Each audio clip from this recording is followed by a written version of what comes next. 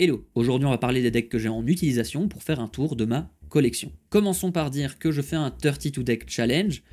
Qu'est-ce qu'un 32 deck challenge? C'est un challenge qui vous demande de créer un deck de chaque combinaison de couleurs possible dans le jeu. Bien évidemment, tout le monde n'est pas enclin à jouer toutes les couleurs, personne ne vous force à faire cela, mais c'est un challenge qui permet de trouver un moyen parfois rusé, parfois fourbe, d'outrepasser des combinaisons de couleurs pour les manipuler et les faire devenir des decks que vous aimez tout de même jouer, même si vous n'aimiez pas la couleur à la base. Par exemple, moi j'ai la Sainte Horreur du Bleu, et je suis vraiment désolé pour ceux qui adorent ça, mais ça n'empêche pas que Sultai est un de mes decks préférés, alors qu'il possède le bleu. Donc ce qu'on va faire, c'est le classer dans une tier list de decks que j'aime et n'aime pas jouer, en commençant par ordre alphabétique. Avec Alesha. Alesha, c'est un deck réanimator combo que j'ai en bracket 4, puisqu'il dispose de plusieurs tuteurs et de sorts de protection, et je le classerai dans les decks qu'on ne m'enlèvera jamais. C'est simplement mon deck préféré, c'est la transformation de mon tout premier deck qui jouait Tariel, et puisque j'adore jouer combo et réanimator et qu'elle fait les deux, ça me semblait être la meilleure carte pour le faire. On n'en parlera pas plus parce que j'ai une vidéo dédiée à elle dans laquelle j'explique tous les combos, vous pourrez la retrouver dans la description. On poursuit avec Aminatou qui est un deck Blink et combo de bracket 4. De nouveau c'est lié au tuteur, à la base moi je voulais pas mais on m'y a forcé, vous allez comprendre. Il y a une chance qu'un jour je change Aminatou, puisqu'à la base je voulais jouer un deck Brago, mais à l'époque plusieurs joueurs le jouaient dans le magasin où j'étais. Résultat, je me sentais pas d'attaque à faire un énième Brago. Un jour j'ai pas mal modifié le deck puisque à force de jouer, on me focusait sous prétexte que Aminatou c'est un deck turbo combo. Moi je la jouais surtout Bling, donc ça m'a frustré. Résultat, j'y ai ajouté plus de tuteurs et c'est devenu un deck turbo combo. En bref, vous voudrez vous fournir de Out of Teferi, du chat et d'un désert. Ensuite, vous pourrez faire une boucle en exilant le désert et le chat grâce à votre commandant qui a le droit d'utiliser 2 capacités grâce au serment. Et à partir de là, le chat exile votre commandant qui revient et on part en boucle. On poursuit avec Anafenza. C'est un deck enchantress et de nouveau de bracket 4. C'est encore une fois lié à quelques tuteurs, mais aussi à Smothering Tide. Il y a une chance que un jour, Anafenza soit remplacée. Et cette chance, c'est l'apparition d'Enchantress qui suivrait un peu mieux mon plan de jeu que Narcy et Anyxea, qui sont très bien mais ne sont pas dans l'optique que je vise. Pour le moment, Anafenza reste mon deck Abzan, qui ressemblait à la base au deck Abzan Constellation du standard, un deck que j'aimais particulièrement lorsque j'ai débuté. Mais Anafenza est bien souvent trop punitive par rapport aux autres decks Enchantress, parce que je n'ai pas d'Enchantress en main, et comparé à Tuvasa qui vous permettra tout de même de piocher, Anafenza servira au maximum de Rest in Peace. On poursuit les A avec Atraxa, que je fais fonctionner en deck Super Friends. De nouveau, on parle d'un deck bracket 4, et ce, lié au tuteur. Mais j'y peux rien, j'aime bien jouer certaines cartes, je peux pas m'en empêcher. Vous avez déjà essayé de lancer un Elder Spell dans Atraxa? Ça fait partie des decks qui ne m'ont jamais déçu. En tout cas sous cette forme. Parce que oui, j'ai commencé par jouer Atraxa en compteur +1/+1, et j'ai vite été déçu par cette itération. Donc j'ai voulu me tourner vers l'infection, et j'ai fait une vidéo que vous pouvez retrouver en description, mais en gros, c'était pas fou non plus. Il me restait plus qu'à tester les compteurs expérience ou les loyautés. J'ai opté pour les deuxièmes, bien plus marrant à jouer. En bref, dans ce deck, j'adore voir les gens devoir s'entendre sur quel Planeswalker ils veulent retirer en premier. Ça les force à jouer politiquement, parce que s'ils n'arrivent pas à s'entendre, je vais en jouer de plus en plus, et ils auront de plus en plus de mal à l'arrêter. Passons en incolore avec Hope of Ghirapur. C'est un deck Tyrios que je joue soit en bracket 3 ou 4. Je dis bracket 3 ou 4 puisqu'il dispose d'un combo infini de 2 pièces, mais je ne l'ai jamais sorti avant un tour 6, puisque je n'ai pas de tuteur. Rares sont les avantages de ce deck, parce que oui, Hope of Ghirapur c'est un peu un deck Joyra, sans le card draw, ou en tout cas pas autant, sans le bleu et le rouge, donc moins de removal et de protection. En bref, il a pas grand chose à offrir. Il fait partie des combinaisons de couleurs que j'aime le moins jouer, encore faudrait-il pouvoir appeler l'incolore par le mot couleur, et il part à la base d'un deck fait à partir de bulk que je possédais, amélioré de quelques cartes que j'ai proxy, ne voulant pas les sortir d'autres decks les utilisant. Résultat, si on retire les cartes proxy, le deck coûte aux alentours de 80-100 €, mais il est rarement sorti de sa boîte parce qu'il est plutôt lent. Il a 2 problèmes majeurs, tout comme Joyra, il est capable de jouer longtemps pendant ses tours, ce qui est particulièrement chiant pour mes adversaires, Mais en plus de ça, en débutant un tour, je ne sais pas si je vais gagner. Donc je pourrais me retrouver à devoir prendre 2 voire 3 tours durant chacun 15 à 20 minutes à stormer des Arthos nuls pour gagner. Pour balancer la chose, je pourrais changer le commandant par Karn Legacy Reforged, mais je suis pas sûr que posséder plus de mana améliorera la vitesse de ce dernier. Passons en Boros avec Iroas, un deck token, de nouveau en bracket 4, et cette fois-ci c'est lié à Smothering Tide et d'autres sorts de tuteur que j'utilise surtout pour compenser les défauts du Boros en termes de draw et de rampe. Pour Iroas, il y a une chance que je le change un jour. D'ailleurs, j'ai déjà Neyali dans le deck, mais je me tâte encore sur le poids dans la balance. Iroas apporte la menace et la protection, faisant que chacun de mes jetons n'ont pas à craindre d'attaquer, là où Neyali apporte plus de dégâts et du draw. En bref, on parle d'un deck qui va créer des tokens, qu'ils soient trésor, ange ou gobelin, avec des Krenko, bien évidemment. Passons en Azorius avec Kanji, un deck de clan oiseau.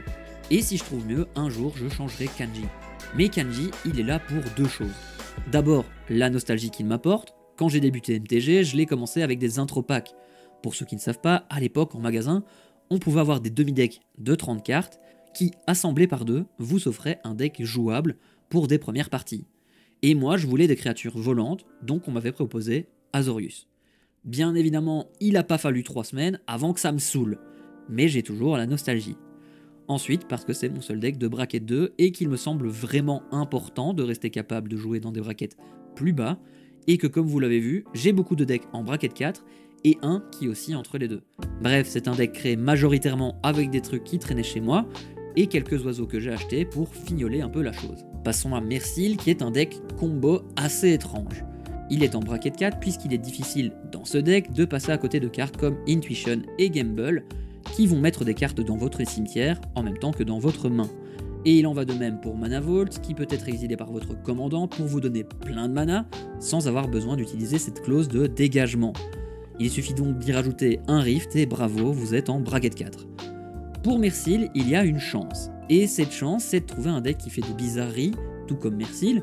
Et pour le moment, à part Marvin la poupée et Deadpool, on n'en a pas encore beaucoup de similaires. En gros, Mercil, c'est un commandant qui s'amuse à voler les capacités activables des artefacts et créatures de son deck.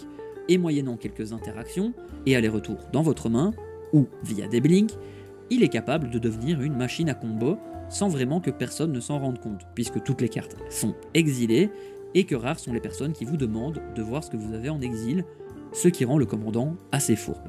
Passons en Aya avec Mayael, un deck Timmy Stompy. Elle est pour moi bracket 3 ou 4.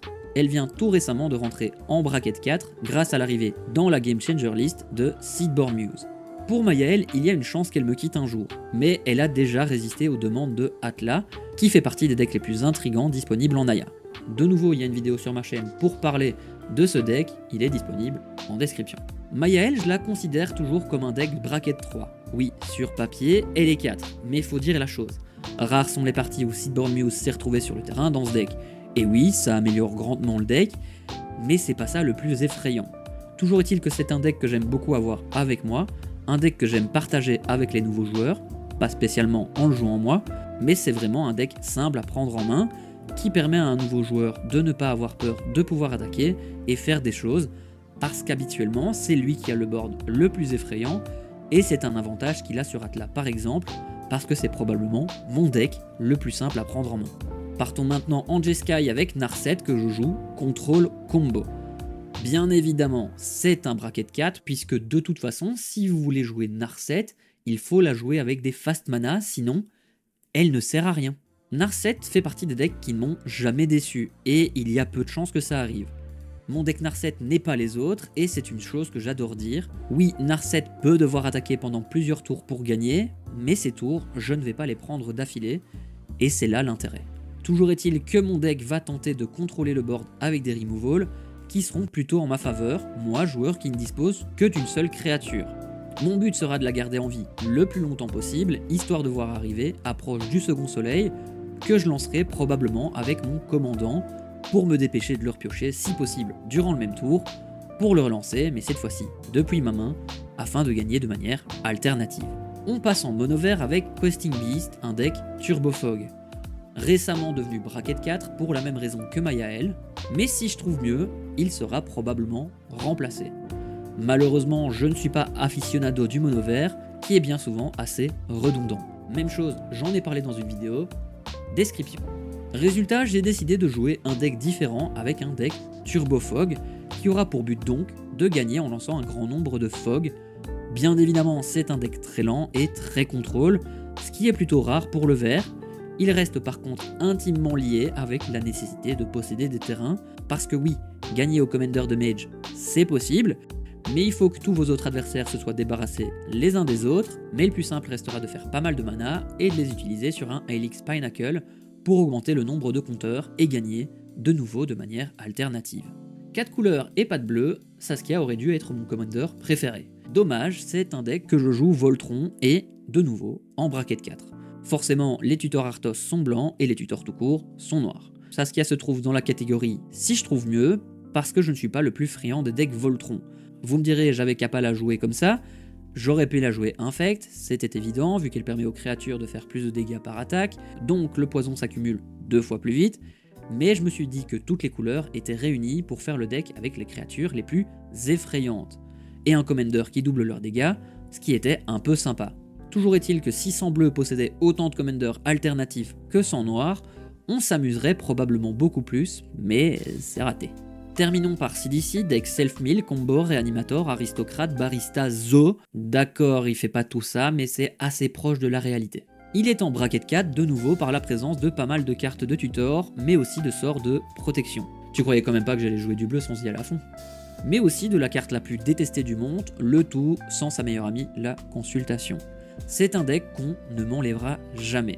Je l'ai depuis mes tout débuts, c'est mon deuxième deck Commander, enfin si on considère le rework de Tariel en Alécha, sinon c'est mon troisième. Et c'est un deck qui va tenter de se meuler de l'intégralité de sa bibliothèque remplie de créatures. Bah oui, c'est pour ça le zoo. Pour faire un zombie à chaque fois qu'une créature, ou plus, se retrouvera au cimetière. Zombies qui seront présents pour se défendre, mais bien souvent pour continuer à se meuler, afin d'en arriver au cast ou à la réanimation de la carte la plus détestée de toutes, ou d'un autre combo dispo dans le deck. Voilà qui fait le tour de tous mes decks en utilisation, vous pourrez retrouver un lien dans la description vers le dossier racine de tous ces decks, comme ça vous pourrez trouver les decklists si jamais vous le désirez. D'ailleurs, si vous allez voir les decklists, sachez que quand il y a des cartes mises en sideboard ou maybe board, c'est qu'elles vont sortir de la decklist pour faire rentrer d'autres cartes qui sont probablement tag sous « je ne les ai pas ». N'hésitez pas à me donner en commentaire des idées pour remplacer mes mal-aimés. Nous, on se retrouve en live les mardis, jeudis et vendredis à 21h15 sur la chaîne Twitch AD Cisco. Mais on se retrouve aussi dimanche prochain pour une nouvelle vidéo. En attendant, prenez soin de vous. Merci d'avoir regardé la vidéo, n'hésite pas à laisser un like et un commentaire, et surtout, à t'abonner si tu ne l'es pas.